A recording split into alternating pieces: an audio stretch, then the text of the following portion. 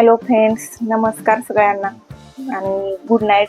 कारण आता रात्रीचे 9:30 वाजलेत आणि आपल्या व्लॉगची सुरुवात होती आता म्हणजे 9:30 वाजता.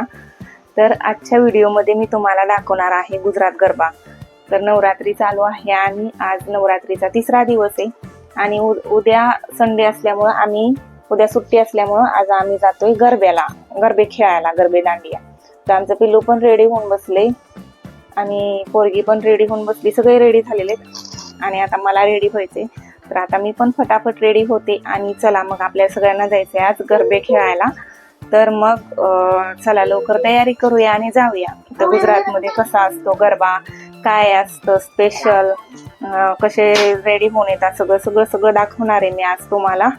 आणि काही नसतं, गरब्याचे वेगवेगळे ग्राउंड असतात, क्लब जसं असतात तसं त्या टाईपमध्ये असतं.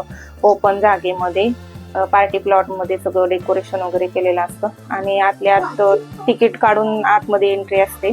तर पास असतो एका पर हेड 200 एवढी प्राइस आहे एका पासची.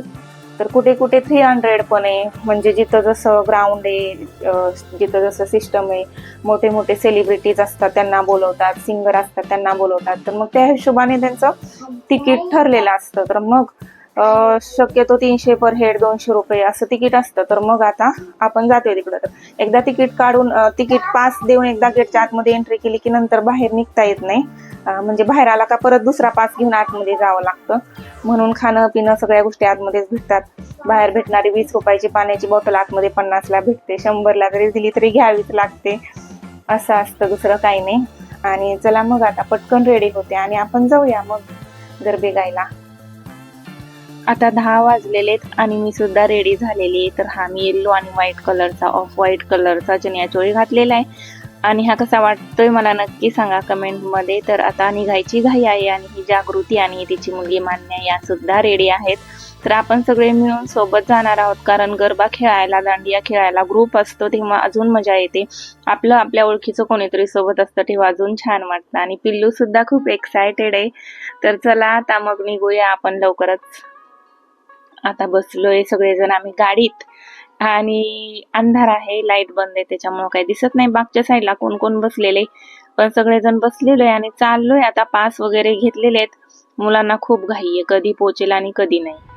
तर आता फायनली आम्ही येऊन पोचलो. पण काय, इथं तर पूर्ण पार्किंग एरिया फुल होता, तरी पण एकदम एंडला गाडी लावायला सांगितली. मग एकदम दूर गाडी लावली, कारण आम्ही जायच्या अगोदर 10:30ला तर इथं पूर्ण पार्किंग प्लॉट फुल भरलेला होता आणि आतमध्ये सुद्धा भरपूर गर्दी असावी असं ही पार्किंग बघूनच वाटतंय.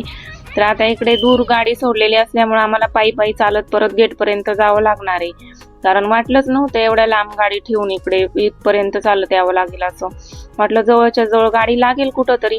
तर तुम्ही बघू शकता हा अंकलेश्वर GIDC एरिया आहे आणि मध्यंतरी हा अंकलेश्वरच्या खाली प्लॉट आहे. त्या प्लॉटमध्ये हे गरब्याचं आयोजन केलेले रोटरी गरबा क्लब असं या क्लबचं नाव आहे.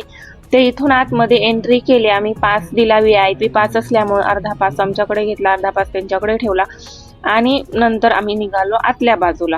तर इथे काय सगळ्यांचं फोटोशूट चालू होतं. इथं रात्रीच्या वेळी फोटो काढायचे म्हटलं तर लाईटचा प्रॉब्लेम असतो आणि अशा ठिकाणी तर काय लाईटचे फोकस असतात, त्याच्यामुळे छान वाटतं, क्लॅरिटी पण छान येते. तर लोकांचं चालू होतं फोटो वगैरे काढायचं.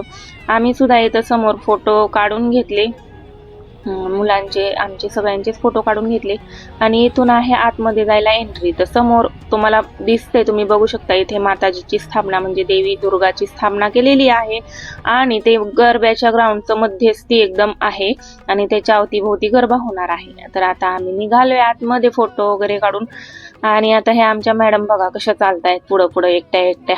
तर आता स्टार्टिंगला एवढी गर्दी नाहीये, परत हरवली तर सापडणार नाही ही.